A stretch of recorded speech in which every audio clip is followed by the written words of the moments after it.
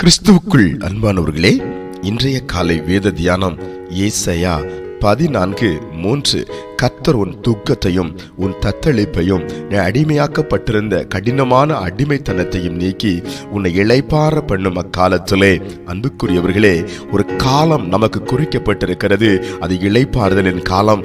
இந்த நாளிலும் கூட ஒருவேளை நீங்கள் துக்கம் அடைந்தவர்களாய், தத்தளிப்புடையவர்களாய், அடிமையான ஒரு சூழ்நிலையிலே கடினமான நுகத்தை சுமந்து கொண்டு இளைப்பாறுதலற்ற ஒரு சூழ்நிலையில் நீங்கள் துடித்துக் கொண்டு இருப்பீர்களானால், உங்களை நோக்கி கர்த்தருடைய வார்த்தை மிக பலமாய் கடந்து வருகிறது. தத்தளிப்பு மாறுகிறது, அடிமைத்தனம் உடைகிறது, துக்கங்கள் சந்தோஷமாய் மாறுகிறது. கர்த்தருடைய இளைப்பாறுதல் உங்கள் பாளையத்துக்குள்ளே, உங்கள் வாழ்க்கைக்குள்ளே சீக்கிரமாய் இறங்கி வரப்போகிறது. உங்களுக்கு ஒரு குறிக்கப்பட்ட காலம் உண்டு. அந்த காலத்தில் நீங்கள் மகிழ்ந்து களி கூறுவீர்கள். கலங்காதிருங்கள். ஏளனங்கள் மறையும், பரிகாசங்கள் மறையும், நிந்தைகள் மாறும்.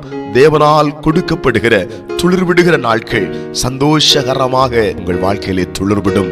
கலங்க வேண்டாம், கலங்க வேண்டாம். தேற்றிக் கொள்ளுங்கள், திடப்படுத்திக் கொள்ளுங்கள். இளைப்பாறுதல் இதோ உங்களை தேடி இப்பொழுதே இந்த காலை வேளையிலே கடந்து வருகிறது.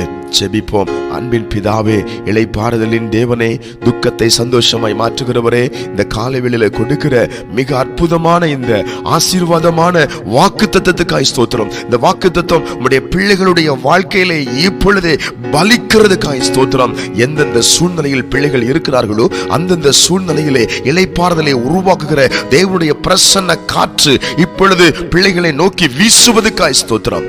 ஆறுதலின் தேவனே, உமக்கு ஸ்தோத்திரம். இயேசுவின் நாமத்தில் ஆமென், ஆமென்.